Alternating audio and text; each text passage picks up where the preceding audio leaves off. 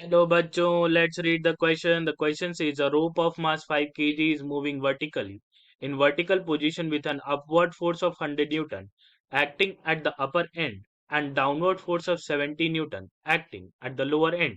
The tension at the midpoint of the rope is और की concept होगा tension in the string. कह लीजिए कि ये हमारा 5 kg का एक रोप है, इसका वेट जो होगा वो डाउनवर्ड होगा 50 न्यूटन। तो हम सबसे पहले यहां से एक्सेलरेशन निकालते हैं। तो हम देख रहे हैं कि डाउनवर्ड फोर्स अगर हम सम करें तो ये हो जाता है 120 न्यूटन का और उसके अगेंस्ट केवल 100 न्यूटन का अपवर्ड फोर्स लग रहा है। तो हम सेफली कह सकते हैं कि ये पूरा का पूरा रोप नीचे कुछ एक्सेलरेशन से जा रहा है। अब हम इक्वेशन बनाते हैं। Downward force minus upward force is equal to mass multiplied by acceleration. So 120 minus 100 is equal to 5a. So acceleration हमारे इस रोप का हो जाएगा 20 divided by 5 और 4 मीटर पर सेकेंड स्क्वायर।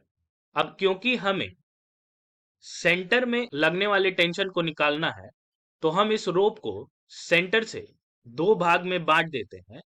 ऊपर वाले का मास हो जाएगा 2.5 kg और नीचे वाले का मास हो जाएगा 2.5 kg और इसे हम एक वेटलेस मासलेस स्ट्रिंग से बांध देते हैं। ये हो जाएगा वेटलेस स्ट्रिंग और हमें इसी पे लगने वाले टेंशन को कैलकुलेट करना है।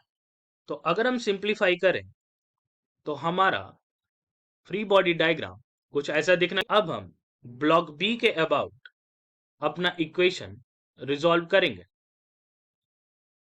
तो हम देख रहे हैं कि वेट और डाउनवर्ड फोर्स की वजह से ब्लॉक हमारा नीचे की तरफ जा रहा है। तो हम लिखेंगे downward force plus weight minus tension is equal to mass of block B multiplied by acceleration.